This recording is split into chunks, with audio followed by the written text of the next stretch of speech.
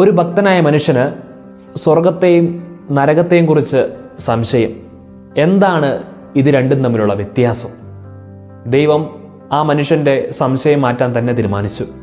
അതിനായിട്ട് ആദ്യം അയാളെ നരകത്തിലേക്കാണ് കൊണ്ടുപോകുന്നത്.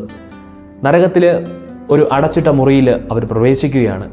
അവിടെ ഒരുപാട് മനുഷ്യരുണ്ട്.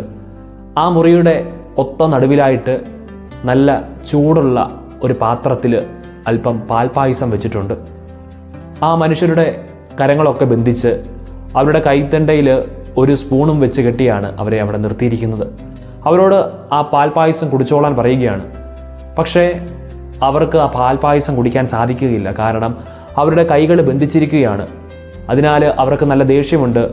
അവർ തമ്മിൽ ഈ പായസം ഇങ്ങനെ കോരി എറിയുന്നുണ്ട്. പക്ഷേ അവർക്ക് തനിയെ അത് കുടിക്കാൻ സാധിക്കുന്നില്ല. ദൈവം പിന്നീട് ആ മനുഷ്യനെ സ്വർഗത്തിലേക്ക് കൊണ്ടുപോവുകയാണ്. സ്വർഗത്തിലും ഇതേ അവസ്ഥയാണ്. ഒരു മുറിയിൽ ഒരുപാട് മനുഷ്യരുണ്ട്. ആ മുറിയുടെ നടുവിൽ ഒരു പാത്രത്തിൽ ചൂടുള്ള പാൽപ്പായസം വെച്ചിട്ടുണ്ട്.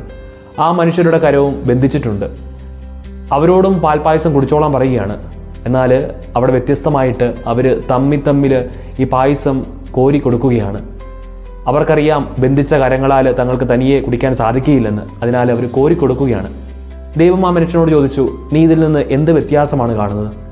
ആ മനുഷ്യൻ പറഞ്ഞു, നരകത്തിലെല്ലാവരും അവനവൻ്റെ കാര്യം മാത്രം നോക്കുന്നു. സ്വർഗത്തിൽ മറ്റുള്ളവരുടെ കാര്യം കൂടി എല്ലാവരും നോക്കി അവർ പരസ്പരം പരിഗണിച്ച് ജീവിക്കുന്നു. പ്രിയമുള്ളവരെ, ഈ കഥ ഒരു പഴയ കഥയാണ്. പക്ഷേ ഈ കഥ ഇന്നും നമ്മുടെ ഇടയിൽ ഉണ്ട്. കാരണം നമ്മൾ എങ്ങനെയാണ് ജീവിക്കുന്നത്? പങ്കുവെച്ചാണോ അതോ എന്നോട് തന്നെയുള്ള ആത്മാർത്ഥതയ്ക്ക് വേണ്ടി മാത്രമാണോ ഞാൻ ജീവിക്കുന്നത്?